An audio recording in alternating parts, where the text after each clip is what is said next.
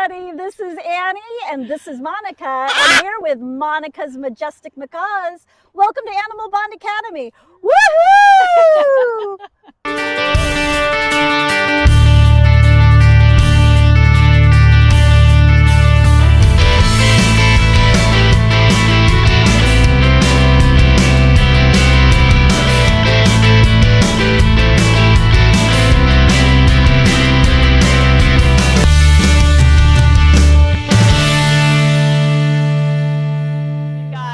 Tiago and Mimi, and both sets are clutch mates. Okay. So Tiago and Mimi, they're 7, and then this is Azul, and this is Alma, and they're 3 years old.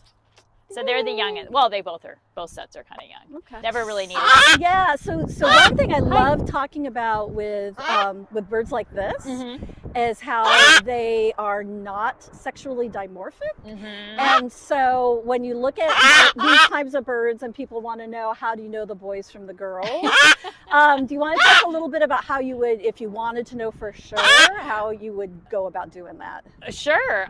Well, I think they have them at numerous places, but I would just go to our vet and they would just take a little bit of blood, and then that's how they would find out. Okay. So probably from a 10 would be the easiest. Okay. And in terms of the ages, is there an easy way to find out the age of everybody just by looking at them, or how would you know their ages? The only thing that you can tell once they get to be about, I mean, you can see the difference actually in Tiago's eyes compared to Azul's eyes. Okay. As they get a little bit older, the whites of the eyes get a little bit bigger. So actually when they're really young, their eyes are really dark. Okay. So until they're about, I mean, these guys are about 3, almost 3 now. So they're still still not quite as white as Tiago and Mimi, but then once they get up to about 7, 6, 7, then you really can't tell. Yeah. So they're like, young forever. Right. And so a lot of people they think it would be really cool to have this kind of a bird. What would people need to be prepared for if they were to get a blue and gold macaw, and in terms of noise, length of time you would have them? They're a lot of hard work. Yeah. They're a lot of hard work. Yeah. For me, this is something that I did professionally. Okay. I went to school in Moore Park College, graduated a few decades ago. Yeah. And then I used to say a few years, and I'm just like, well, it was a couple decades. Honestly, I like that, a couple. I remember that one. It was a couple decades. Give or take. And then I did marine mammals for a while. Okay. And then dolphins and sea lions. But when I was in school, I had a military macaw named Ziggy. Okay. And I flew her. I don't know if she was a him or her. Yeah. But, and I just thought it was the coolest thing. And that is kind of where my love for birds started.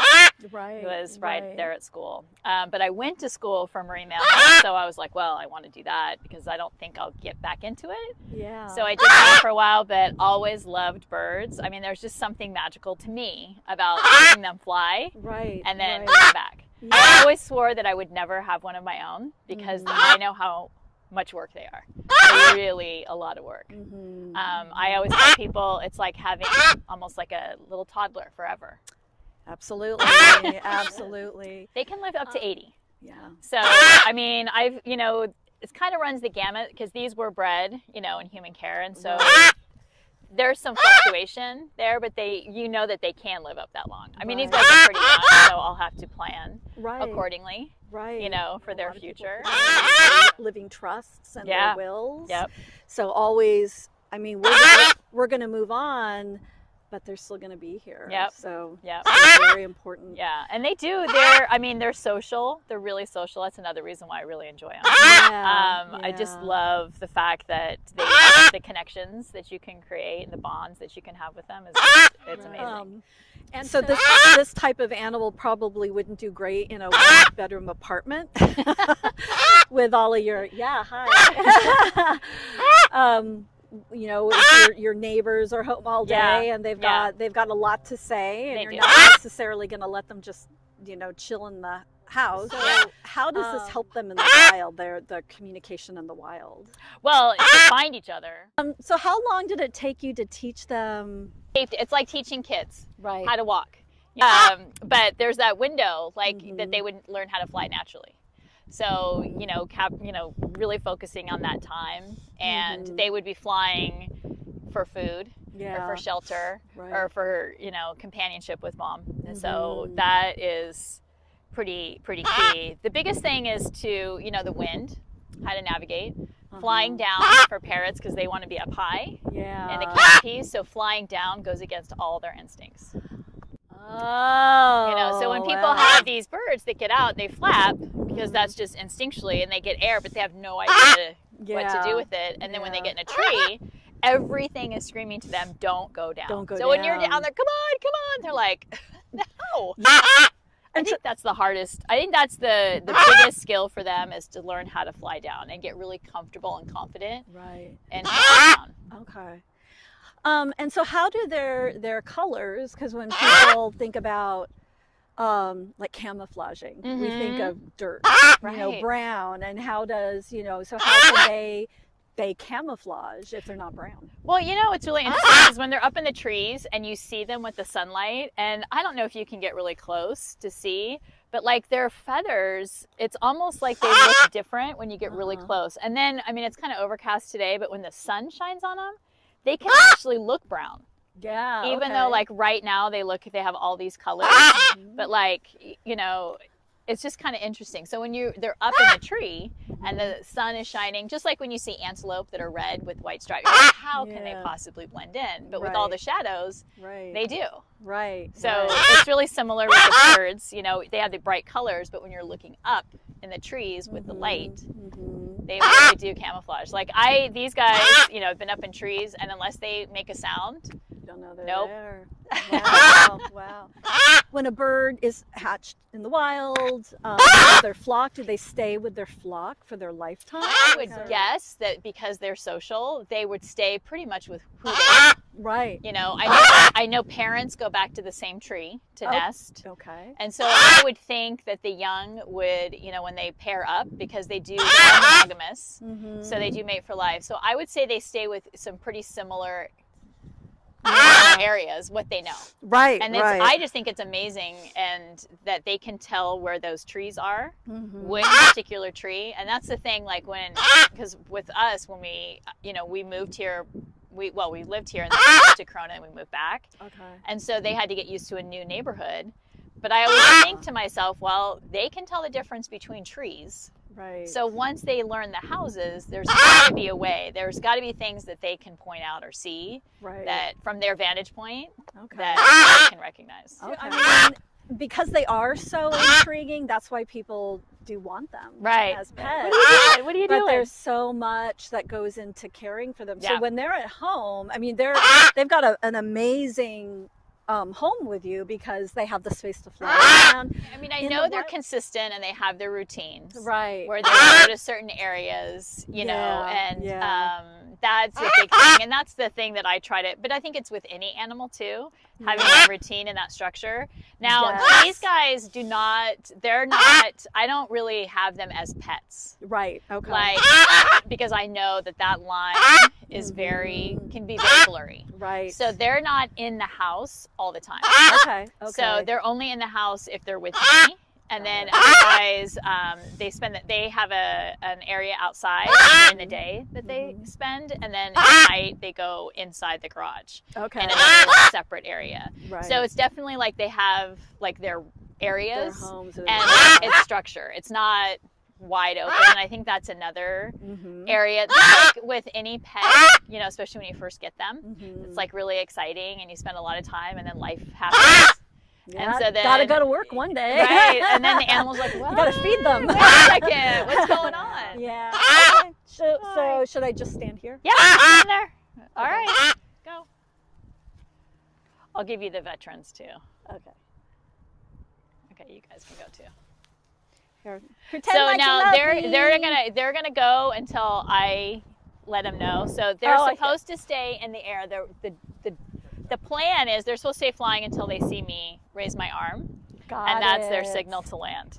So these kinds of things, just to make sure that they stay up in the air a little bit longer, I might kind of move a little bit. Yeah. But here, I'll have you catch them too. Aww. So Tiago's here, and he lands on your hand. Oh, and then there we go. Hi.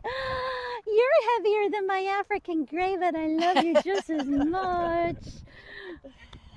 So I was, talking about them heavier than my African gray, but they're not heavy. No. So why, you look at these birds and you think, oh, that's a 20-pounder, so they're not heavy. So can you tell us a little bit about why they're not so heavy? Hollow bones. Hollow bones. Hollow bones. Fun. Here, let me see if I can. Here, you're kind of a big ham. You can see, they're all feathers, really. I know when our their bodies are so much smaller than they appear. Yeah. Oh yeah, and they can see color. Okay, awesome. Which is really cool. Yeah. Because fruits and color. So diet for these guys. A healthy diet. There's a lot nowadays. There's a lot of pelleted food. Yeah. Where are you going? Oh, what's that? You don't like oh my gosh. So funny. They're just cruising around. They're like, I'm getting out of here. We went to a friend's house and they had a bunch of vultures that came around. A whole group of them, checking them out. They're like, woo, these guys. I'm like, where are you going? They're not going to do anything. Yeah. Oh yeah. So pelleted foods, fruits, veggies, that kind of thing. You can feed them with your finger. Otherwise, this one will try to. You're going to be a piggy. Yeah. Okay. I'm sorry. I just do the doggy flat hand thing because some of them are sharky and some of them are gentle, and you never know. That's true. You never know. What kind of fruits would they eat in the wild, like in their, do you know? Whatever, anything local. Things that we wouldn't necessarily have here. Yeah. These guys, their favorite, they love grapes. She was done. Yeah, she's like, what are we doing?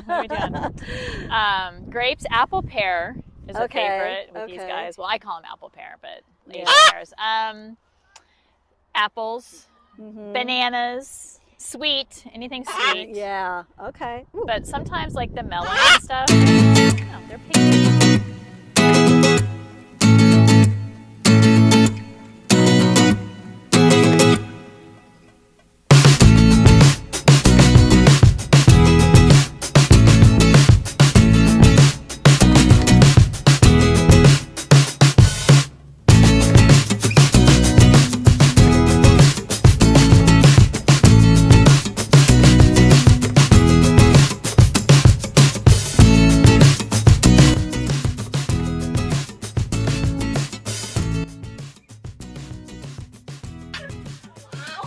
Oh my goodness, you got everybody.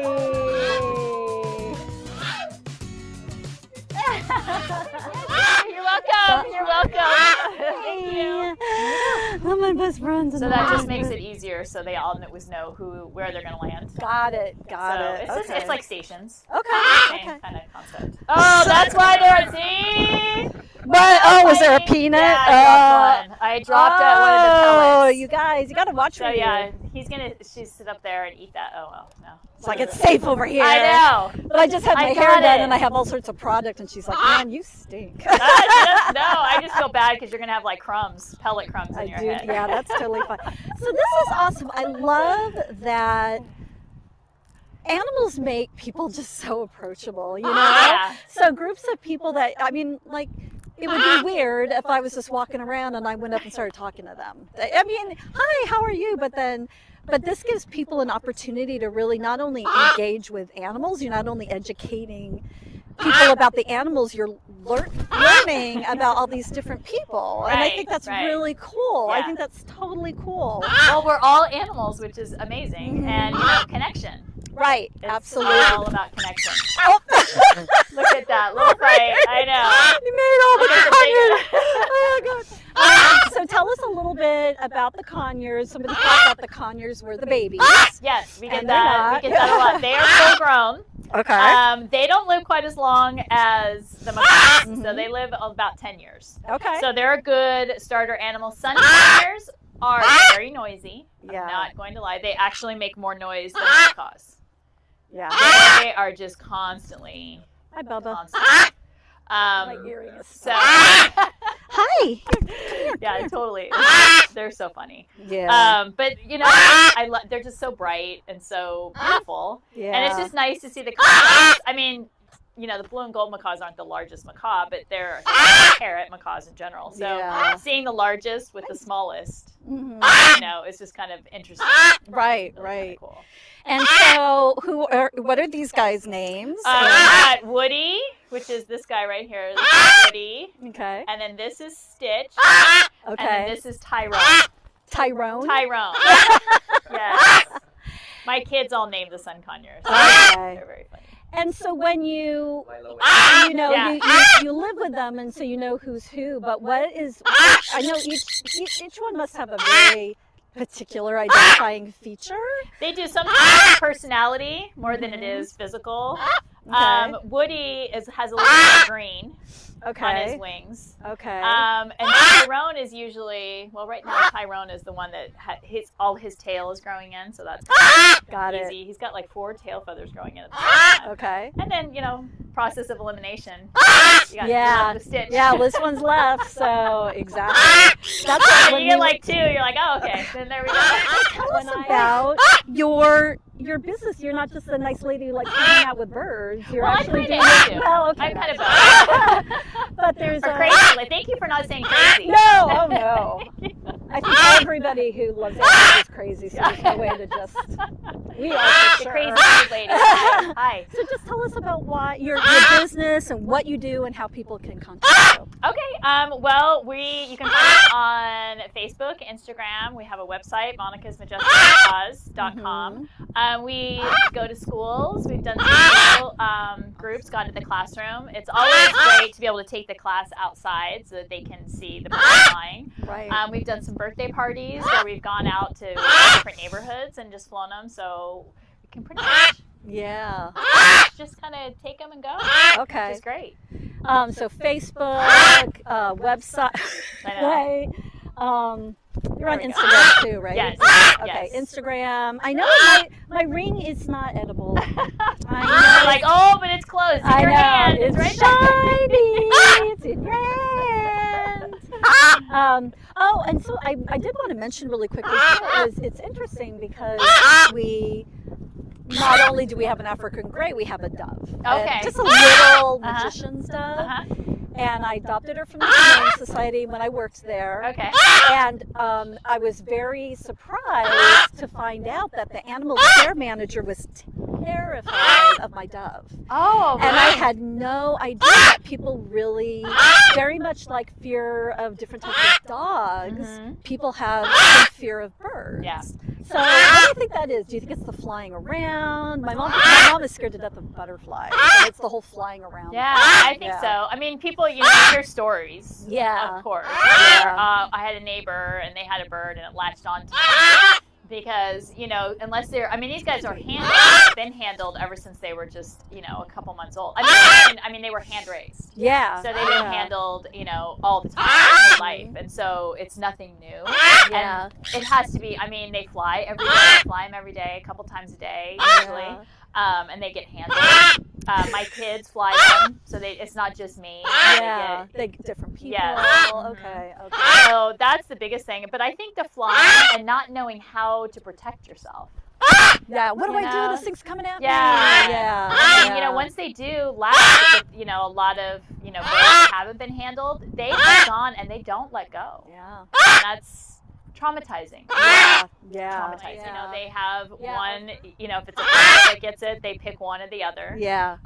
These guys have preferences. Like, Mimi tends to feel more comfortable around men. Okay. But everybody else, they're mostly women. Yeah. Or kids, because that's what they've been their whole life. Right. My kids. So it's interesting. It's the responsibility of the one that they're bonded to manage that behavior. Yeah. Roger was really good at look at he landed on my shoulder so he can eat the crumbs off of. Yeah. Okay, bye. It's like I'm gonna go hang out in this tree. Yeah, you guys are boring. Hey. Don't. Don't go. It's tiny. I know. That's why I took this one. I get it. It was just so much fun. Like, by the chain. They yeah. Oh, okay. Oh my goodness. Oh my goodness. Oh, these guys are fun. See, I know. They're just like a hit. Yeah. You're fun. All right. And I'm sorry, did you mention this already? Did you get all three? Did you get all three at the same time? I did not. I actually had a few others, but we moved. It's a crowded subway, man. I know it is. It's like, oh, the food comes out. Yeah. It's like, but did you land on him? You did. You're so rude. That was rude. Oh my God, he landed. That was just not nice. That's not. He's like, I'm the worker, man. The one thing that I heard them mention flying is, like they fly in pairs, and that's typically what happens, actually. Okay. When they mate for life, they typically pair up. Yeah. And so these guys, all I did was just kind of shape that natural tendency, I guess, behavior, you can say. Yeah. Okay. Oh, that and lady. Then, yeah. Does she know there's... Okay. And then these guys, yeah. These guys don't stay up as long or out as long. They just they're like, we just do boomerang. We just boomerang. We just do boomerang. Yeah. I know. Well, you got more coming right at you. You landed on my head almost. Oh my God. Here, come here. She's like, I'm just eating. Get off the floor. Oh my. I think educational programs with these birds are. If it helps to change somebody's mind about getting one. Like they've had that experience handling them. Mm-hmm. They learn more about taking care of them. They hear the noise, and they decide not to get one. Yeah. That's all. They're a lot. Yeah, they're a lot. They are. I just love. I mean, there's just I don't know, birds, but I don't know. I mean, yeah. Oh, thanks. I mean, your body language is just so relaxed, and they know it, and they're always going to choose to go to you. It's well, it feels, it's like that comfort. I'm recognizable. Like they can sink in. Yeah. That's the one thing. People get stiff when they hold them. Right, like, right. Soften, because they can feel it. Yeah. Yeah. All. Yeah. And if you think about it, that would be, I mean, that's a lot of trust. To stand on somebody, if you were to try to stand on somebody and try to hold your balance. Can I stand on your head? I trust you. He's like, yeah. Nice. Some big ones. That's it for us, everybody. Thank you from Annie, from Monica, and Monica's Majestic Macaws. Yeah, they're there. And Conures. Coming in hot.